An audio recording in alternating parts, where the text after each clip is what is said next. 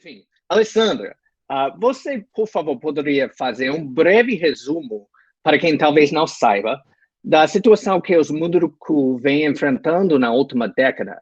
Os desafios das hidrelétricas, por exemplo, da grilagem e a saga de demarcar e defender seus territórios. Por favor. Meu nome é Alessandra Corapes, do povo Munduruku, liderança do Médio Tapajós, que trabalho também como uma das coordenadoras membro da Associação Pariripe, e também sou vice-coordenadora da FEPIPA. Sempre acompanho também a Associação Acoborô e também o Movimento Empranhã. O contexto do povo Munduruku hoje é de muita luta, né? Já teve a luta da Tempo da Borracha, os empreendimentos de Rio Tapajós, que foi com muita luta, também conseguiram barrar junto com os ribeirinhos, né? Também fizeram autodemarcação, o protocolo de consulta também junto com os ribeirinhos, com Montanha Mangabal, com o companheiro AG, o seu Chico, que esteve presente. Atualmente, o enfrentamento agora está muito em cima sobre garimpo, né? A PL 191. E agora a PL 3729 2004, que é liberar, né, a licença para os grandes empreendimentos. Então, o povo Munduruku hoje está tendo muita violência, muitos ataques. Quem resiste, né, quem resiste a defender o território, quem defende o rio. E é muito triste saber que, em cima disso, quem incentiva muito é o governo federal. Agora tem a própria FUNAIA, que antes era para defender os territórios, né? E agora está do lado do governo para nos atacar, né? A liderança e quem defende o território.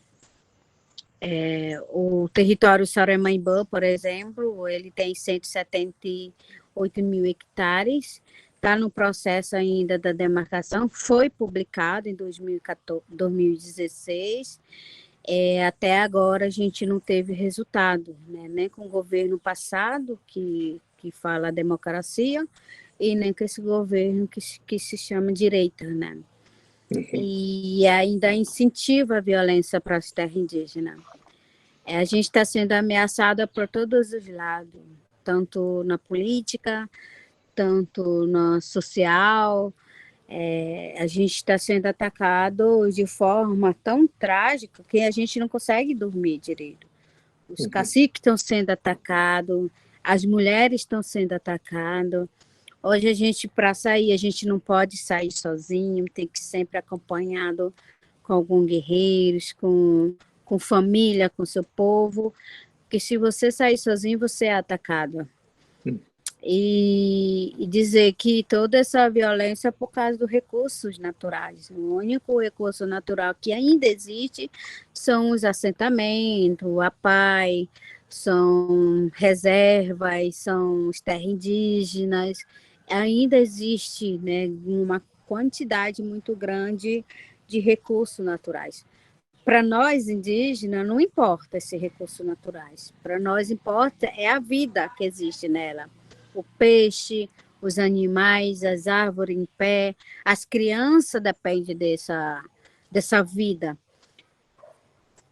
Muitas vezes vem pessoas para querer nos enganar, de achar que você precisa aceitar a ferrovia, que você precisa aceitar a hidrelétrica, que você precisa aceitar a concessão florestal, carbono, mas para nós isso é projeto de morte, é um projeto que vem de cima para baixo, não um projeto que são construídos pelo povo, que são construídos pelo ribeirinho, pelos quilombolas. São um projeto que é construído para a nossa morte, né? Para nós que estamos aqui, quando eles fazem um debate sobre o meio ambiente, Quem é o meio ambiente na realidade? Somos nós. Se você não falar sobre demarcação, então você não está defendendo o meio ambiente. Se você não estiver falando sobre rios, sobre os animais, você também não está falando sobre o meio ambiente. Porque uma está ligada na outra. Né? Se existe parques que o governo guarda para ele, um dia ele pode criar medida provisória e dizer, eu vou construir uma usina hidrelétrica. E aí vai todo lagado, né? Os parques vão todos lagados, e outras comunidades também. Enquanto os povos indígenas, enquanto não tiver garantido o seu território, não vai garantir o meio ambiente, né? Porque tudo é interligado. Você vê no Belo Monte, por exemplo, quando foi construído a usina hidrelétrica, no tempo da democracia, não foi ouvido os povos indígenas. Você mexer com fundo, você vai acabando com o oxigênio da água, e os peixes precisam de oxigênio, né? Se a água, os rios não tiver oxigênio, os peixes vão morrer. Ninguém vai aguentar beber água do rio, ninguém vai aguentar. O peixe também não vai sobreviver. Então tá ligado. Não existe usina hidrelétrica limpa, né? Já ouvi falar, vamos fazer usina hidrelétrica sustentável. Sustentável o quê? Que precisa de homens, precisa de máquina, e várias pessoas, quando vêm, ela precisa de lugar. Quem são essas pessoas que vêm para trabalhar? São pessoas de fora que não dá um espaço para a comunidade. Quando ele dá para as comunidades ou para os povos indígenas, é porque ele quer algo em troca, ou ele quer negociar, ou ele quer saber mais informação. Então, a gente está vivendo um momento assim, muito de resistência mesmo, porque hoje a gente não consegue confiar em ninguém. E o povo munduruku ainda está tendo muitas batalhas, a gente sabe que essas batalhas não vão ser vencidas agora, é como um trabalho de formiguinha, que você vai, 1, 2, 3, quando você pensa que não, tem 100 formiguinhas, e essas formiguinhas estão incomodando. E a gente, como formiguinha, a gente está incomodando bastante. Só que essa formiguinha não pode ser só uma. Tem que ter várias casas para poder nós conseguir expulsar esses invasores, expulsar esse governo que quer entrar dentro do nosso território, sem consultar os povos indígenas. O protocolo diz que não pode só consultar uma associação, não pode só consultar uma liderança, tem que consultar o povo. O povo envolve mulheres, envolve criança, pajé, guerreiros, cacique, estudante, professores, todos que moram dentro das aldeias. E nós somos mais de aproximadamente quase 14 mil munduruku. E ainda existem aproximadamente 140 aldeias. Quando fala em usina hidrelétrica, vai só afetar o Médio Tapajós. Só que não é isso, né? A gente sabe do projeto que foi construído, do Telespires, do São Manuel, ela está afetando a gente. Já está afetando quando começaram a destruir os locais sagrados. E tudo isso a gente sentiu o impacto. Quando a gente, em 2019, em julho, a gente foi para... Julho não, dezembro, a gente foi com o pajé mais velho do Médio Tapajós, Fabiano, e ele nunca tinha andado lá, no locais sagrados, né, no rio Telespires. E eu olhava assim para ele e perguntava, tio, o senhor já andou para cá? Ele disse, não, eu nunca andei. O que andava, os espíritos me traziam para cá, então eu conhecia pelos sonhos. Quando o sonho mostra, ele já conhecia aquele lugar através do sonho, mas pessoal, com carne mesmo, ele nunca tinha pisado lá. E foi muito emocionante para ele, porque ele estava ouvindo os espíritos, ele estava ouvindo a mãe natureza conversando, quando foi para tirar as urnas, 2 horas da madrugada.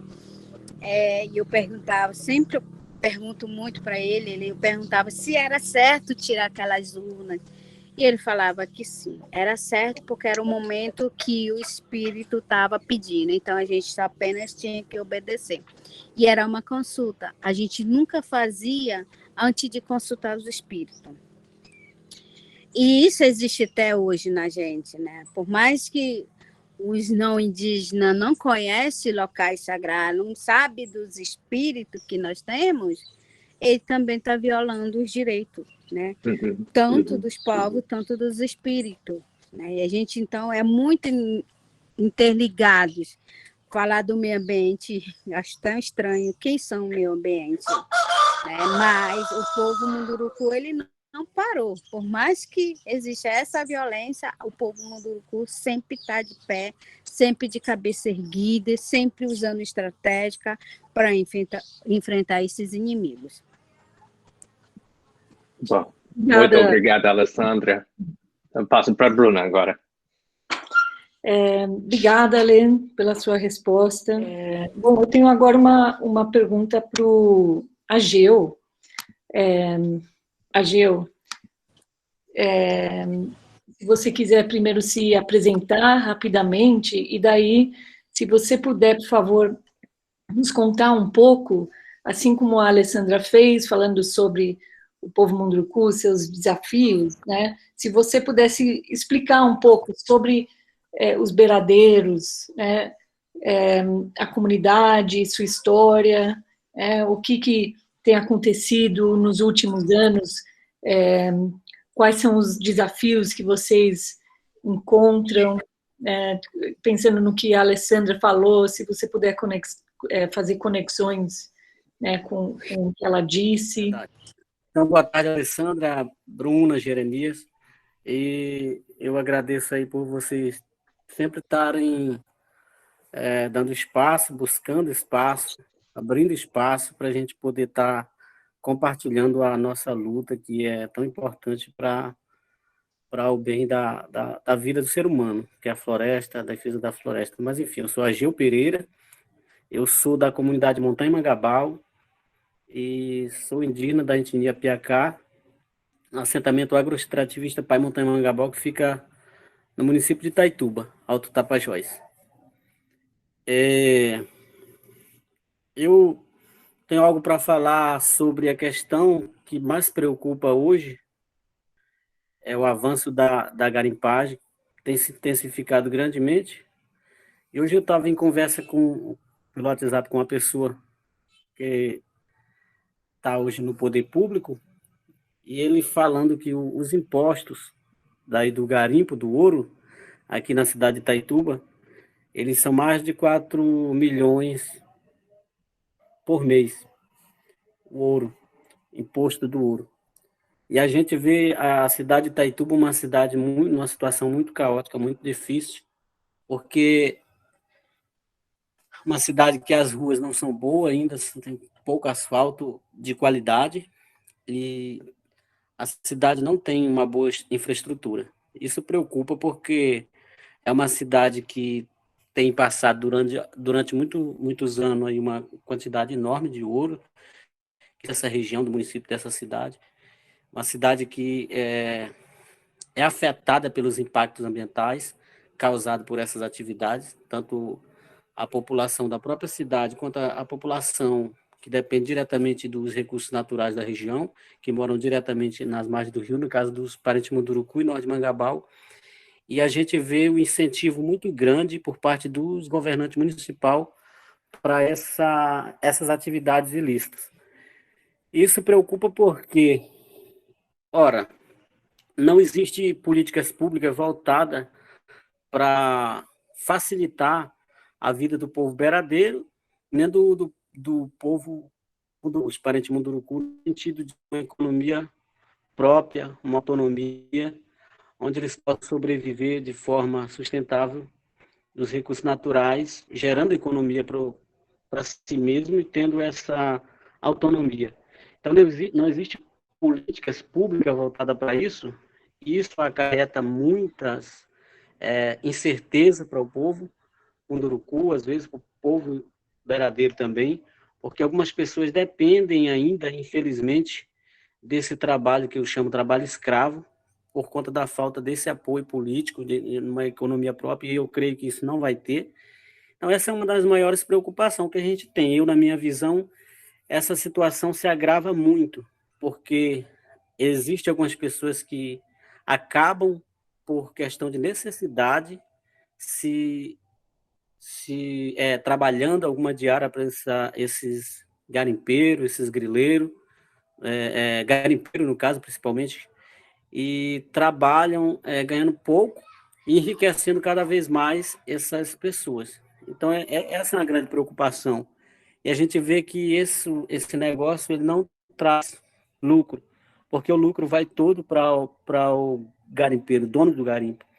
Ele está saqueando a região, ainda se passa como o cara que está gerando emprego, o cara que está desenvolvendo, o cara que está só correndo. E o mais impressionante é isso. Então, assim, isso dá uma preocupação, porque hoje no Montanha-Mangabal,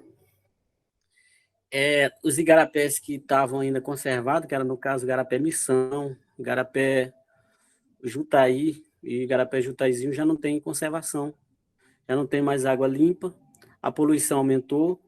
Aí o Bruno e Jeremias, que com certeza chegaram a ver as águas do Jutaí ainda limpa, hoje em dia está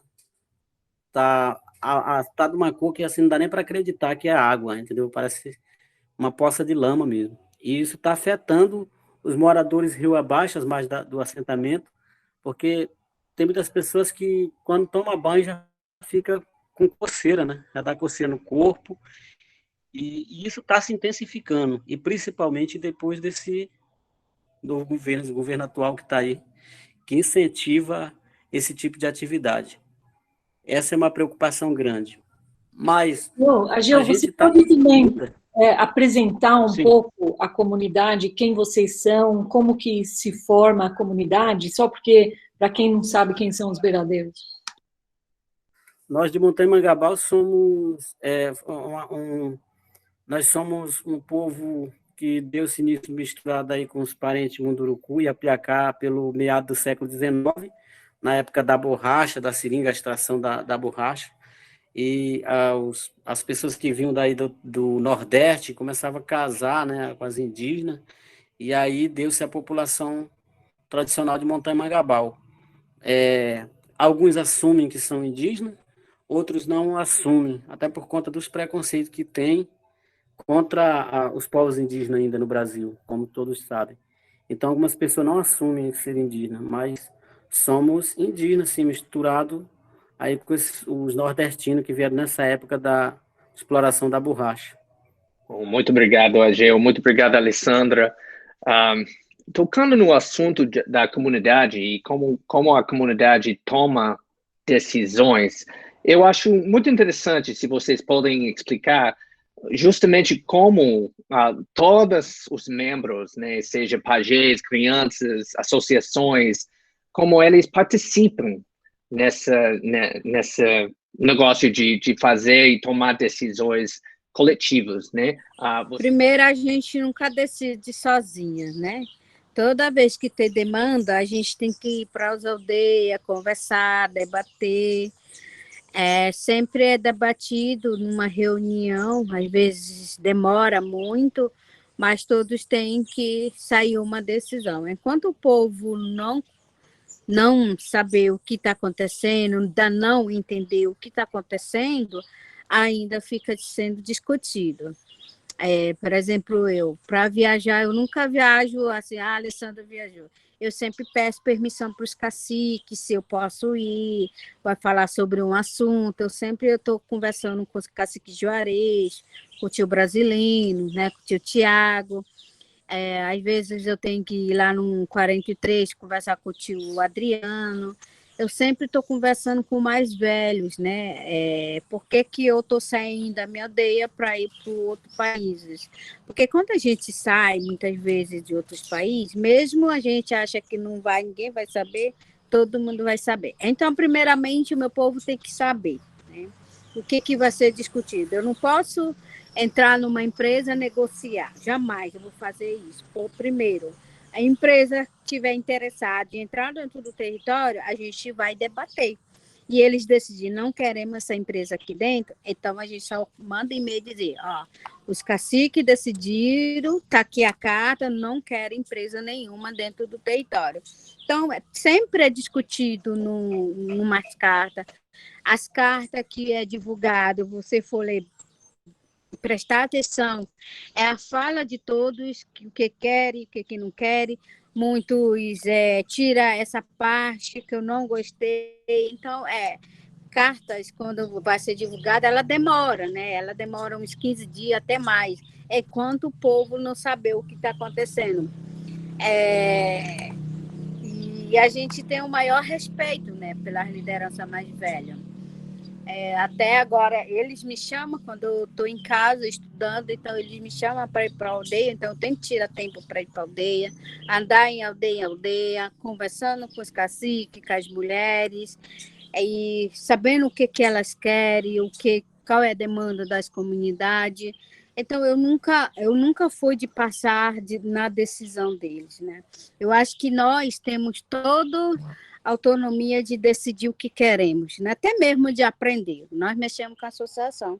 Nós buscamos saber qual o papel de cada um. Nós buscamos aprender, fazer carta, relatório. Então, a gente começa a buscar informação de outros, né? Não só dos indígenas, mas sim dos não índios, né? Que o ensinamento deles também está ensinando. As meninas do audiovisual também aprenderam a fazer, estão editando. Então, tudo isso a gente está trazendo para as comunidades. Porque muitas vezes fica só na mão dos não indígenas, como se a gente não fosse capaz de fazer. Então, a gente busca, quando não sabemos, a gente vai atrás. Aprendeu a mexer no GPS, alguns aprendeu a mexer, né, editar vídeo, uns estão filmando. Então, todos nós temos capacidade de aprender algo, mas nunca passar, né, da decisão dos caciques. A gente tem que sempre fazer projeto que seja envolvido todos, né? Que seja um projeto que vai envolver todo mundo, não só uma ou duas pessoas, mas sim todos.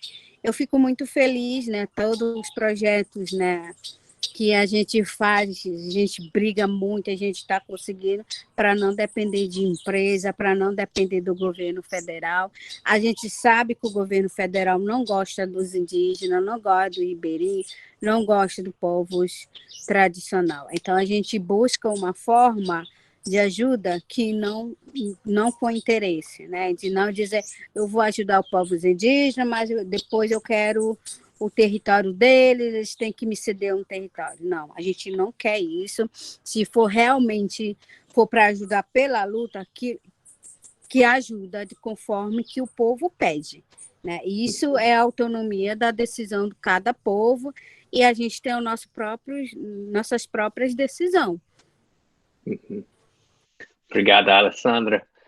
E o Ageu, como funciona o sistema de tomar decisões entre as comunidades beradeiras?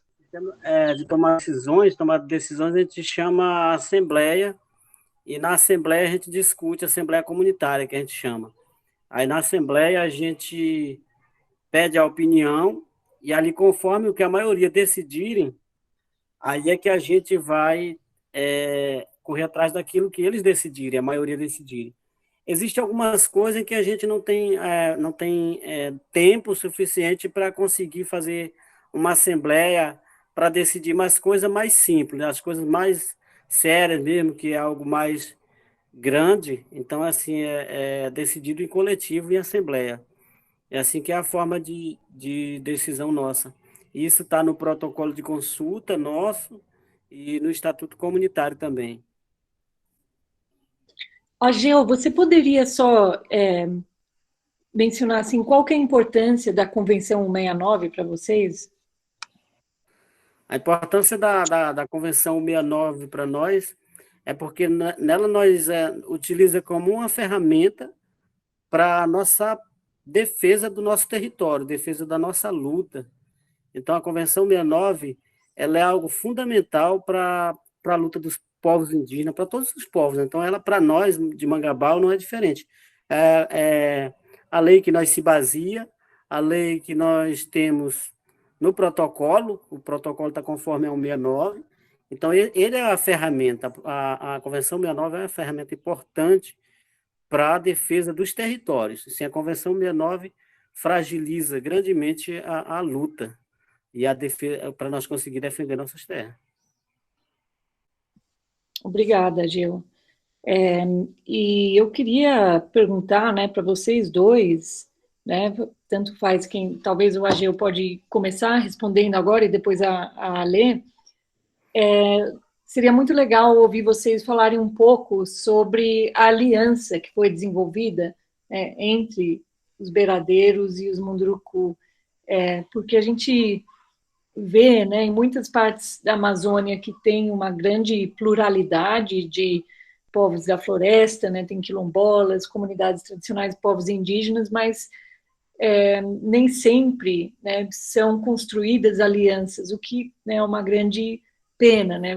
Então, Bruna, a aliança nossa de Montanha Mangabal com os parentes Munduruku é algo assim bem marcante para nós na nossa história de luta, porque eu lembro que há anos atrás a gente não tinha essa ligação, essa amizade e essa aliança para lutarmos juntos. Há alguns anos a populações da comunidade eles não, como se diz, não se aliava aos indígenas para essa frente de luta. Eu acredito que uma das coisas que mais principal para fortalecer a nossa luta foi o projeto do governo para a criação das hidrelétricas. Então, isso nos fortaleceu muito, porque a gente, vendo a necessidade que a gente tinha de vencer esse projeto, a gente abraçou a ideia, a gente amadureceu a ideia e estamos até hoje nessa luta, juntos. E agora, recentemente, eu estava conversando com o cacique Juarez, há 3 dias atrás, e a gente estava comentando sobre as dificuldades que estamos tendo com essa pandemia, para os encontros, para nossas lutas. Isso fragilizou, como é que se diz, dificultou muito as nossas lutas, aqueles encontros, aquelas nossas ações coletivas. E a gente está com saudade desse tempo, né? Querendo que volte logo, que tudo se normalize para a gente voltar a lutar. Mas, enfim, é algo bem histórico mesmo, essa questão da aliança. E na região, a comunidade que tem aliança com os Munduruku, tem essa aproximação, é Montanha Mangabal. Eu sempre tenho discutido com alguma liderança no particular sobre a situação de alguns tipos de conflitos, né? Achar que fulano é uma liderança mais do que a outra, coisas bestas, ou que isso vale a pena ficar brigando entre povos, que é mais índio do que o outro, que é uma autoridade maior que o outro. Eu sempre sou uma pessoa que eu gosto de mediar isso, levar sempre para o lado da tranquilidade, de paz, né? de amenizar a situação, porque o inimigo nosso é o governo e as empresas, eles são os nossos inimigos. Então, nós, povos indígenas, os parentes quilombolas, e de outras comunidades extrativistas, a gente tem que cada vez se aliar mais, juntar mais, porque o inimigo é maior do que o que a gente imagina. Então, essa é a fala que eu sempre levo para os colegas de frente de luta, as pessoas que estão aí na frente das comunidades, das associações. Eu sempre levo essa fala, eu sempre tento levar para o lado da tranquilidade para que a gente possa se fortalecer. Hoje, esses argumentos do governo com desenvolvimento de mineração em terras indígenas, projetos em terras indígenas de soja, de grandes plantios, tem causado muitas divisões, muitas indecisões, as pessoas ficam indecisas, e isso gera alguns conflitos, às vezes. Então, a gente está, no meu caso, eu sempre trabalho nesse sentido de tentar fazer com que as lideranças entrem nessa consciência de que a gente precisa de se unir, precisa mesmo fazer mais aliança e fortalecer mais a nossa luta. É isso que o Ageu falou, né? Eu acho que o que reuniu os povos indígenas com o ribeirinho, principalmente Montanha Mangabal, foi esse projeto do governo federal, que foi a usina hidrelétrica, que não vai afetar o povos indígenas, né? E sim os ribeirinhos, Porque tem aquelas falas, né? Ah, o problema é dos índios, o problema é dos índios. Sempre existe problema dos índios. Só que o problema não é apenas dos indígenas, é o problema de todos. Pescadores, ribeirinhos, quilombolas, o que vai ter, o que os territórios vão ser afetados, não é só dos povos indígenas, sim das comunidades tradicionais, como foi do Montanha Mangabal, né? As comunidades entenderam também que não era só os povos indígenas ser afetados, mas que os povos indígenas vêm numa luta há mais de 521 anos, né? Que eles ainda existem até hoje, justamente pela resistência de ser teimosos. Hoje ainda existe 305 povos indígenas, né, de todo o canto do Brasil, ainda existe mais de, acho que aproximadamente 114 povos que não têm contato com os indígenas, com os brancos, né, nem com os indígenas também, outros povos, que se chama isolados, são um povo realmente da floresta que está ali, que não tem contato, que não sabe nem o que está acontecendo, mas está enfrentando os invasores, né? Tentando se escapar dos invasores. E outra, ainda existe mais de 274 mil povos falantes, ainda tem sua língua materna. Então, é uma resistência muito grande. Existe povos indígenas urbanos, nas cidades, nos centros, né? E quem diria que existe ainda povos no grande capital em São Paulo, né? Imagine, uma grande capital em São Paulo, existe ainda povos indígenas. A Bahia, que foi um dos primeiros que o Pedro Álvares Cabral pisou lá, invadiu todos, mataram muito, mas existe o povo indígena lá resistindo. E nós que moramos né, na Amazônia, quando o empreendimento chega, ou o governo chega dizendo que não existe indígena. É apenas pensar que só existe dinheiro, desenvolvimento, que não existe envolvimento dos indígenas, mas sim a morte, um projeto de morte para o povo. A gente tem que trabalhar muito a dinâmica de levar informação. Nós que somos liderança, temos o dever de levar informação para nossas comunidades, para imprimir documento e dizer, olha, o que é isso, levar até mesmo aqueles que não pegam a internet, nós temos que estar levando informação, como aconteceu com a Covid, a gente levou informação, trabalhamos junto para levar essa informação, levar cesta básica, malhadeira, material de caça e pesca, a gente conseguiu fazer nosso trabalho sem depender do governo, porque o governo sempre quis a nossa morte.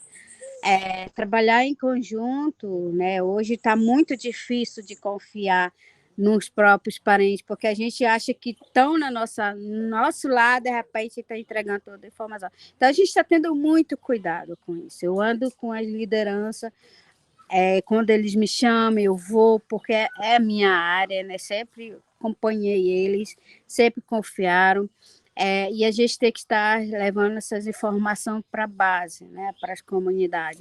E muitas vezes, quando eu vou para as comunidades, né, às vezes nós para almoçar ou para conversar com a comunidade, a gente sempre está falando de luta, de resistência, o que eles acham da ferrovia, o que eles acham do porto, o que eles acham que é hidrelétrica, quais impactos vai trazer.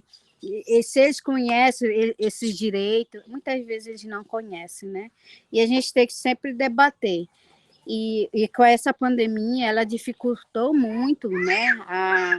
As pessoas que estavam do nosso lado, levando informação, acabou todo mundo voltando para suas casas, né? Para suas comunidades, e aí ficou muito aberta as comunidades ribeirinhas, quilombolas, indígenas.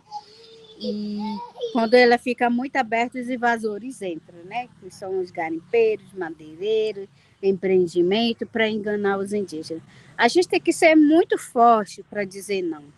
Já recebi muita proposta de receber para aceitar ferrovia, para aceitar mineração, mas eu sempre tive pulso de dizer não. Primeiramente, pensar no meu povo, pensar na minha comunidade, pensar na demarcação, pensar no nosso direito, isso sim que vale a pena. Obrigado, Ale. Essa tática de dividir para conquistar, a gente tem muita familiaridade com como que ela está usando. E eu queria saber como vocês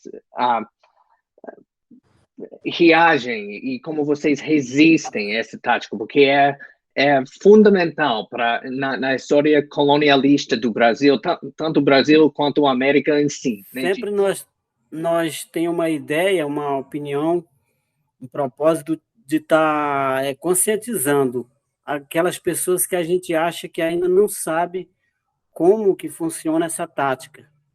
E essa tática de dividir para conquistar, ela é uma das táticas mais bem elaborada, mais perigosa que eu acho.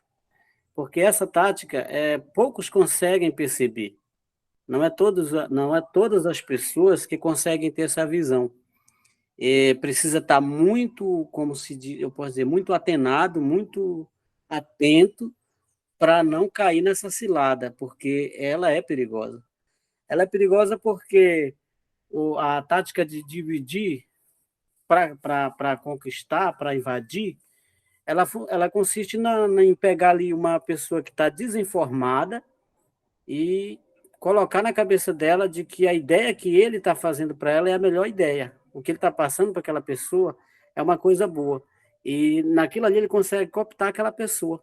Vai conseguindo conquistar, e depois daquela pessoa conquistada, fica difícil para conseguir retornar ela, porque às vezes ele começa a dar recursos, começa a dar facilidade para elas, e isso atinge o grupo inteiro, porque essa pessoa fica uma pessoa resistente e às vezes se volta contra o próprio povo. Então, a tática de dividir para conquistar, a gente sempre está trabalhando no sentido de, primeiramente, estar observando em que ponto isso está funcionando, de onde está vindo, como está surgindo isso, faz aquele levantamento básico de ideias, de observações, e aí começa a divulgar isso dentro das pessoas que conseguem ter esse entendimento para ver o que fazer para inibir. Então, essa é a ideia que nós temos, né? Que eu tenho, a nossa diretoria da comunidade tem, e sempre estamos trabalhando nesse sentido. Mas é muito sério isso. É a parte muito perigosa dentro da aldeia indígena, eu tenho certeza, das comunidades tradicionais, todos os povos. Essa ideia é uma tática perigosa que os caras usam, o governo usa, e as empresas, grileiros, e a gente tem que estar muito atento quanto a isso. Mas é dessa forma que a gente se organiza, mais ou menos. Olha, como a Gil falou, é muito ruim, né? Mas saber que nós também fazemos isso, a gente também está conquistando espaço, né? Nós mulheres, por exemplo, a gente está conquistando o espaço como os caciques, né? Foi difícil para os caciques entender se realmente eu estava na luta, se realmente podia confiar em mim.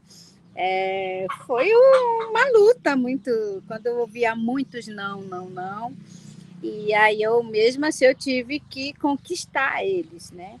Mas vindo da parte do governo, ela vem muito ruim, como sempre a gente falava que o governo sempre queria dividir a gente.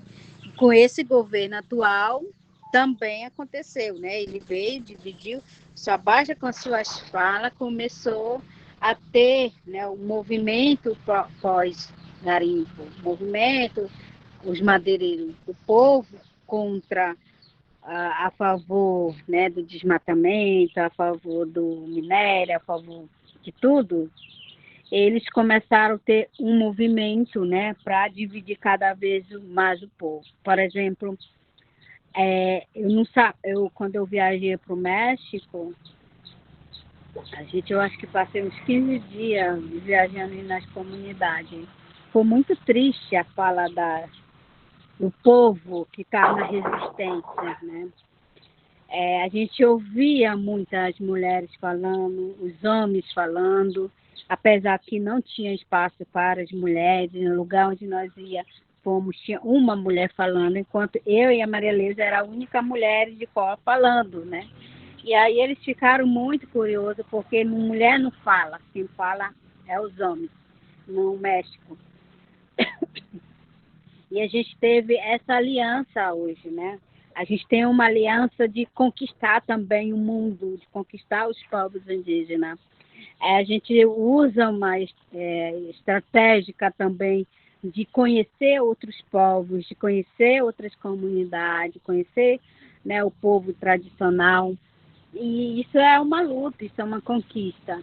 Mas a parte do governo, ela é muito ruim, ela é muito perigosa, e está acontecendo isso. A única coisa que a gente tem que fazer é fazer formação, dizer que isso é perigoso, que o governo está trazendo para os povos indígenas. Trazer informação.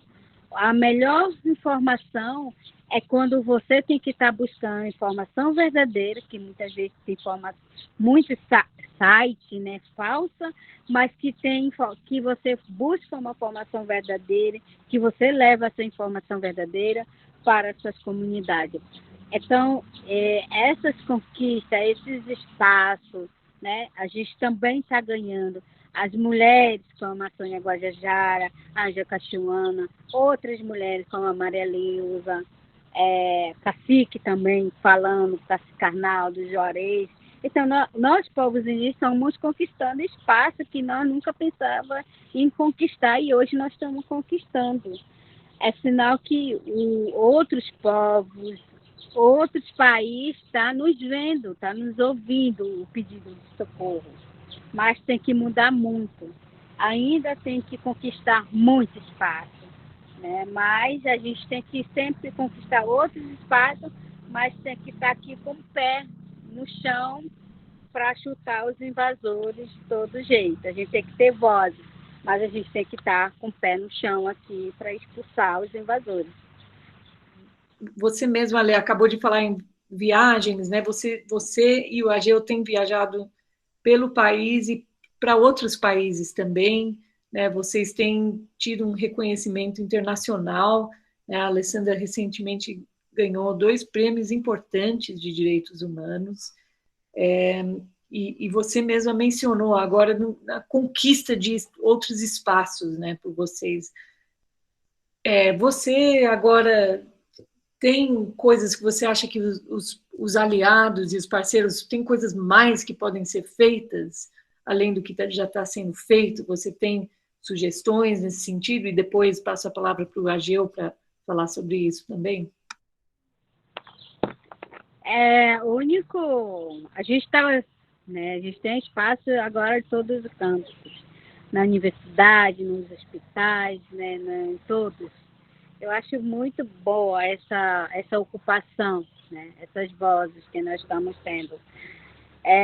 Dentro da universidade, eu achava que ia ser fácil para mim, né? Eu achava que é só você sentar, estudar, passar o dia estudando para tirar as melhores notas, aprender as leis que eles aplicam, mas na realidade não foi isso que aconteceu. Eu tive que tentar estudar e, ao mesmo tempo, estar no movimento, porque foi bem na época que o presidente entrou, né, 2019, e eu não poderia deixar meus parentes de lado. Muitas ligações para me organizar reuniões, para me falar sobre a questão da FUNAI. Então, teve muito. Então, eu não tive tempo, eu não tive aquele dizer, vou estudar, vou ficar. E também quando eu soube, né, que dentro da universidade ela é de puxar, ela é de te segurar, de não sair para um lado, não sair para o outro. Eu senti isso, porque a minha luta não é só dentro da universidade, a minha luta é muito aqui fora, é muito aqui pelo território, é muito pelo rio, pela floresta, pelo meu povo. E a universidade tentou me segurar, né? E eu vi outros parceiros, as minhas colegas, né, muitos delas saem com filhos, estudam numa universidade, chega lá tem várias barreiras. A própria universidade não reconhece que nós temos espaço lá dentro. E às vezes ela é muito preconceituosa, né, alguns. Mas cabe a nós ensiná-lo, né? A gente tem que estar falando por que a gente está dentro da universidade, por que a gente precisa daquele espaço, e muitos fingem de surdo e cego. Mas a gente tem que estar falando até o momento de descansar e dizer, agora eu vou te ouvir. E eu, como uma estudante de direito, tentar tentar entender as leis que eles criam de direito, né, e de repente não obedece nenhuma, inclusive ultrapassa, desrespeita, e tudo que está na Constituição está simplesmente sendo rasgada, e a gente tem que estar lá ocupando espaço e dizer, opa, isso aqui está certo, isso aqui está errado. E dentro da universidade eu estou tentando ser estudante, ao mesmo tempo eu tenho que ser mãe, ao mesmo tempo eu tenho que ser mulher, ao mesmo tempo que tenho que ser guerreira, ao mesmo tempo que tenho que ser liderança. E fica muito difícil, né? Eu fico super cansado, muito trabalho mesmo, muita linguagem diferente que eu não consigo entender. Tem que estar rabiscando atrás de dicionário, se está certo, o que ele quis dizer. Quando eu ia para reuniões na sala ou no congresso, né, no STF, eles falavam muito e eu não sabia o que estava acontecendo, eu sempre perguntava e outras pessoas também não entendiam. Então, a minha preocupação foi mais essa parte de entender as leis. E hoje eu estou anotando, quando eu leio, eu vou assistir o congresso, eu vou assistir algum debate de juiz, de procuradores, eu já estou entendendo mais ou menos o que eles querem dizer. Então, essa foi muito importante de eu estar dentro da universidade, né? Eu espero continuar. Ageu. Então, Bruna, eu acho, na minha opinião, eu penso que são várias coisas importantes que a gente necessita para que a gente possa melhorar, avançar, fortalecer, adquirir mais ferramentas para a nossa luta em proteção das nossas terras, nossos direitos. São várias coisas, mas eu acredito que esse espaço que vocês sempre estão dando a oportunidade da gente chegar, a gente conseguir falar, para que o mundo possa ouvir as nossas vozes.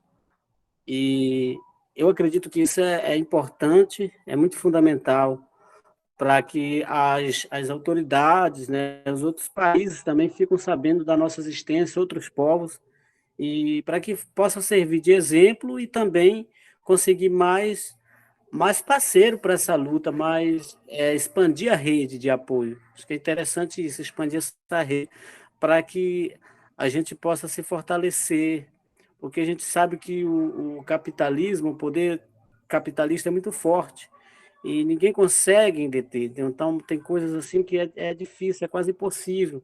Então, a gente precisa estar conseguindo pessoas assim, que dê esse espaço para nós, que tenham um empenho realmente sério, né? Pessoas que tenham um compromisso com a luta dos povos indígenas, povos tradicionais, e abrindo esse espaço. Eu acredito que isso é muito importante para a gente conseguir cada vez crescer mais.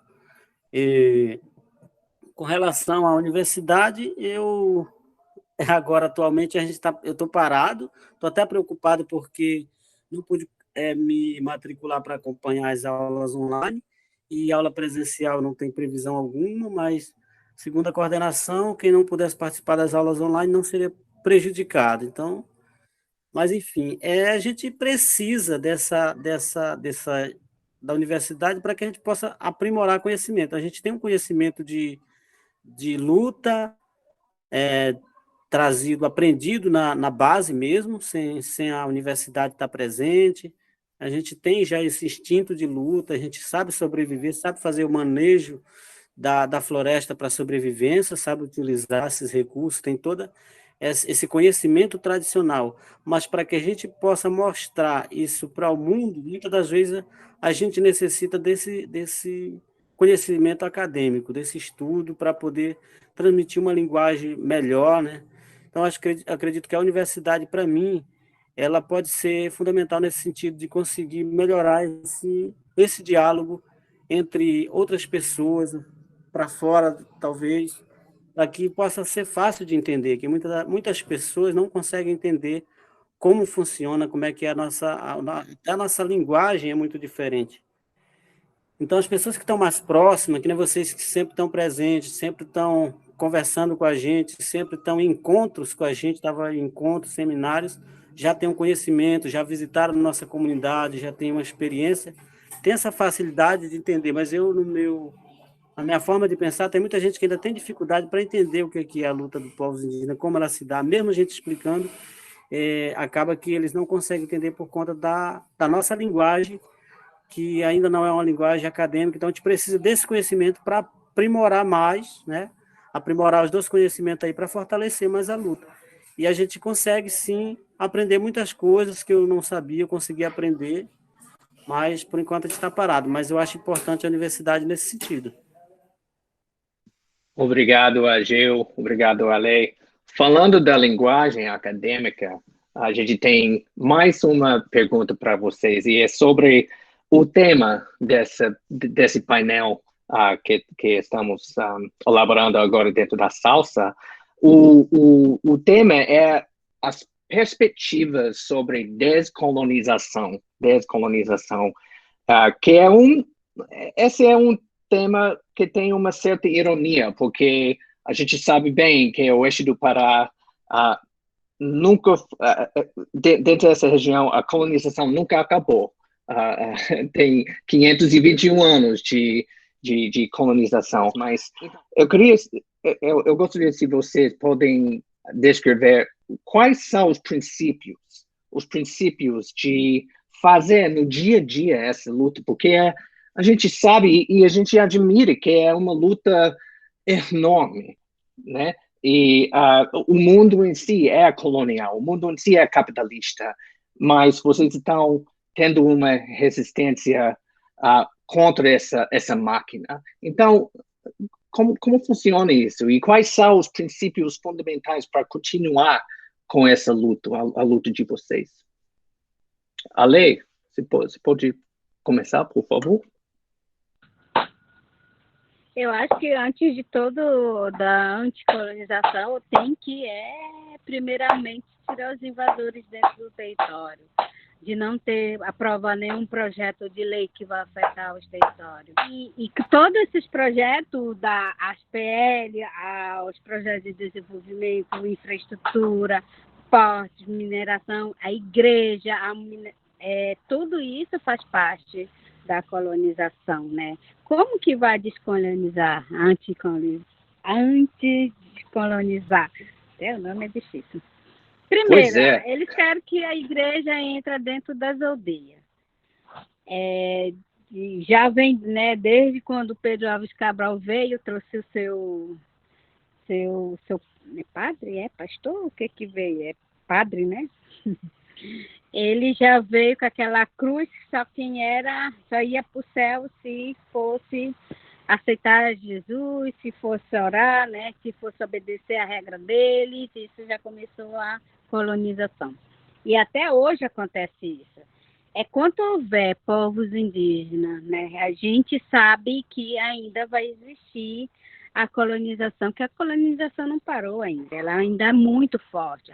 A própria mineração, ela entra dentro do território e chega na terra indígena, que não tem contato com nenhum indígena, vai ensinar o quê? Falar português, ter prostituição, ter droga, ter várias coisas, violência, isso já vem a colonização. A colonização só basta você falar que vai ter um projeto de lei que vai para o território, isso já é uma forma de colonizar. Então, como que vai anticolonizar se o próprio governo ajuda a colonizar, né? As empresas, né? Outros países também que estão de olho na Amazônia, diz que vai ajudar os povos indígenas, também é uma colonização, porque não está respeitando o direito à consulta, aos direitos, né, do bem viver daquele povo. Você só vai vai para o céu se você aceitar Jesus, que a igreja está pronta para entrar. E quando a igreja entra, né, o pastor tem que falar, você não pode falar mais com as plantas, você não pode falar com o rio, você não pode falar sobre sagrado, você não pode falar na língua, você tem que falar português, isso já é uma forma de colonização. Como eu falei, tem ainda muito mais de 274, né, povos indígenas falantes. E também 114 indígenas que não têm contato ainda. A colonização mesmo só vai parar quando não existir nenhum árvore em pé, nenhum povo indígena quando exterminar. Mas enquanto existiu povos indígenas, enquanto existia uma resistência mesmo, a gente ainda vai fazer que tenha, que respeite, né? Que o nome é tão estranho, esse colonização, parece que veio de uma colônia, né? Uma colônia de coisas ruins para dentro do território. E quando vem coisas ruins para o território, isso não é bom, né? Se não há não respeitar o direito dos povos indígenas, não respeitar o que está escrito, né, na Convenção 69, no protocolo de consulta, não tem como respeitar, né? Sempre vai existir uma colonização, e a colonização ela está muito forte, ela cada vez está avançando. O que a gente tem que fazer é lutar, é resistir, é falar, é gritar, pedir por socorro, pare de nos massacrar, pare de nos sufocar, pare de estar entrando dentro do território, pare de criar projetos para o nosso território, para de todas essas invasões dentro do nosso território. Obrigado, Ale. Passando a palavra para você, Ageu. É uma pergunta bem complexa, né? Mas é assim, eu penso que essa questão da colonização, descolonizar é algo muito difícil, porque já está impregnado na mente das pessoas a colonização, já desde que você nasce, você já é preparado mentalmente pelo sistema de colonização, para lhe colonizar, e o poder capitalista tem uma força muito grande, muito enorme, e eles impregnam na mente das pessoas, principalmente a questão de que o que vale é o conhecimento da ciência formal, não o conhecimento tradicional. O conhecimento tradicional não tem valor para a ciência formal. E a gente vê que é uma ciência, porque a pessoa que sobrevive às margens do rio, né, teve um conhecimento para se adaptar e sobreviveu antes de existir tecnologia, para fazer uma canoa, para andar dentro, descobriu como fazer os remédios tradicionais usando a floresta, as ervas, né? Isso é ciência. E a ciência formal não reconhece isso. Então, e isso não tem, para a ciência formal, não tem valor, esses conhecimentos tradicionais. Então, assim, descolonizar, uma vez que o Brasil foi colonizado e impregnado na mente das pessoas de que você não é ninguém se você não estudar, se você não tiver um estudo, você não é ninguém, sendo que a gente já é alguém, já nasce com cérebro, que é inteligente, que consegue descobrir as coisas. Então, assim, eu acho que o trabalho para descolonizar é esse que a gente faz, de dizer que o conhecimento dos mais antigos é autêntico, é verdadeiro, a medicina tradicional, o conhecimento dos pajé, das benzedeiras com os remédios tradicionais, ele é autêntico, é válido, e que a gente já é alguém. Quando nasce, a gente já é alguém. Não precisa você estudar para poder você ser alguém. Nós já somos alguém. Então, acredito que descolonizar é esse trabalho que a gente faz de conscientizar de que a floresta é importante. Não é só derrubar a floresta para poder ganhar dinheiro e se tornar alguém importante. A gente já é importante com a floresta em pé, com a vida saudável, com a paz que a gente tem dentro da floresta. Porque para o capitalismo, você só é alguém se você tiver casas boas, carros, moto, trabalhar numa empresa, grande empresa, ou gerenciar uma empresa, e a sociedade vê dessa forma. Então, é algo muito difícil. Mas o trabalho que nós faz, que eu acho que é descolonizar, é essa forma de dizer que o que nós pregamos com relação à defesa dos territórios, a nossa luta, ela é uma forma de descolonizar. Defender o rio e a floresta, dizer que ela é importante, que para nós e para outras pessoas, isso é descolonizar. Não dizer que é preciso desmatar, é preciso tirar o ouro que tem, é preciso acabar com os rios para poder ser alguém na vida. Isso é um processo de descolonizar, na minha opinião.